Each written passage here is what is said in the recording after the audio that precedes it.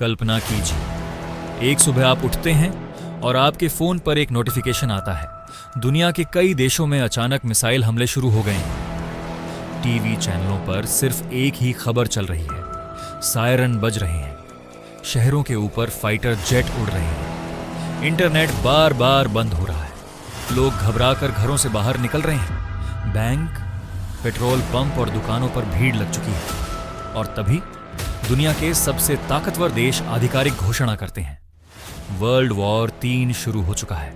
लेकिन सवाल यह है, अगर सच में तीसरा विश्व युद्ध शुरू हो गया तो दुनिया का क्या होगा?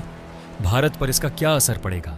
और क्या इंसानियत इस युद्ध से बच पाएगी, या यह धरती का आखिरी युद्ध साबित होगा? आज की इस वीडियो में हम वर्ल्ड वॉर 3 के संभावित सिनेरियो को स्टेप बाय स्टेप समझेंगे। अगर वीडियो अच्छा लगेगा तो वीडियो को लाइक कर देना। तो चलिए वीडियो शुरू करते हैं। तीसरा विश्व युद्ध पहले 2 विश्व युद्धों से बिल्कुल अलग होगा। 1914 में जब पहला विश्व युद्ध शुरू हुआ था, तब दुनिया के पास सीमित हथियार थे और लड़ाई मुख्य रूप से सैनिकों के बीच होती थी। 1939 में जब दूसरा विश्व युद्ध शुरू हुआ, तब टैंक, बड़े बम और फाइटर प्लेन इस्तेमाल होने लगे। लेकिन आज की दुनिया में तकनीक इतनी आगे बढ़ चुकी है कि कुछ ही मिनटों में पूरी मानव सभ्यता को खत्म किया जा सकता है। यही वजह है कि अगर तीसरा विश्व युद्ध शुरू होता है तो उसकी शुरुआत बहुत अचानक और बहुत तेजी से होगी। अक्सर बड़े युद्ध किसी छोटी घटना से शुरू होते हैं। मान लीजिए 2 शक्तिशाली देशों के बीच पहले से तनाव चल रहा है, सीमाओं पर सैनिक आमने सामने खड़े हैं और माहौल पहले से ही गर्म है। फिर अचानक सीमा पर एक छोटी सी झड़प हो जाती है और गोलीबारी शुरू हो जाती है। दोनों देश एक दूसरे पर आरोप लगाने लगते हैं, राजनीतिक बयानबाजी तेज हो जाती है और कुछ ही दिनों में हालात इतने बिगड़ जाते हैं कि दोनों देश अपनी सेना को पूरी तरह तैयार कर देते हैं। फिर एक रात अचानक एक देश दूसरे देश के सैन्य ठिकानों पर मिसाइल हमला कर देता है। यही वह पल होगा जब दुनिया समझ जाएगी कि तीसरा विश्व युद्ध शुरू हो चुका है। लेकिन इस बार युद्ध सिर्फ बंदूक और बम से नहीं लड़ा जाएगा।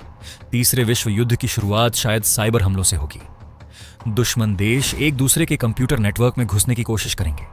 वे पावर ग्रिड को बंद करने, बैंकिंग सिस्टम को ठप करने और एयरपोर्ट या रेलवे के कंट्रोल सिस्टम को खराब करने की कोशिश करेंगे। कल्पना कीजिए कि अचानक पूरे देश की बिजली चली जाए, इंटरनेट बंद हो जाए और बैंकिंग सिस्टम काम करना बंद कर दे। कुछ ही घंटों में पूरे देश में अफरा तफरी मच सकती है। लोग पैसे नहीं निकाल पाएंगे, संचार टूट जाएगा और सरकार के लिए स्थिति संभालना मुश्किल हो जाएगा। इसके बाद युद्ध अंतरिक्ष तक पहुंच सकता है। आज की दुनिया सैटेलाइट पर निर्भर है। मोबाइल नेटवर्क, जीपीएस, इंटरनेट और सेना की निगरानी, सब कुछ अंतरिक्ष में घूम रहे सैटेलाइट से चलता है। इसीलिए तीसरे विश्व युद्ध में दुश्मन देश सबसे पहले एक दूसरे के सैटेलाइट को नष्ट करने की कोशिश करेंगे। एंटी सैटेलाइट मिसाइलें अंतरिक्ष में जाकर इन सैटेलाइट को गिरा सकती हैं। अगर सैटेलाइट नष्ट हो गए तो दुनिया का संचार सिस्टम कमजोर हो जाएगा और कई आधुनिक हथियार भी ठीक से काम नहीं कर पाएंगे। इसके बाद आधुनिक तकनीक से लैस ड्रोन और आर्टिफिशियल इंटेलिजेंस इस युद्ध का बड़ा हिस्सा बन सकते हैं। छोटे छोटे ड्रोन हजारों की संख्या में उड़कर किसी शहर या सैन्य ठिकाने पर हमला कर सकते हैं। कुछ ड्रोन इतने स्मार्ट होते हैं कि वे खुद तय कर सकते हैं कि किस लक्ष्य को निशाना बनाना है। अगर हजारों ड्रोन एक साथ हमला कर दें तो किसी भी देश की रक्षा प्रणाली के लिए उन्हें रोकना बहुत मुश्किल हो सकता है।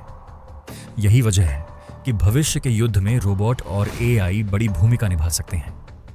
जब हालात पूरी तरह बिगड़ जाएंगे तब पारंपरिक युद्ध शुरू होगा।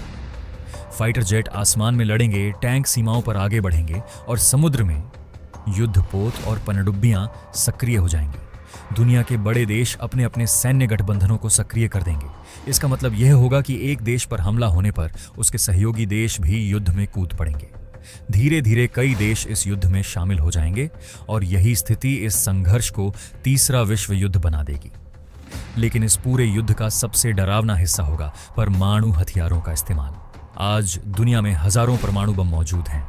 इनका विनाश इतना भयानक है कि एक ही परमाणु बम कुछ ही सेकंड में पूरे शहर को खत्म कर सकता है।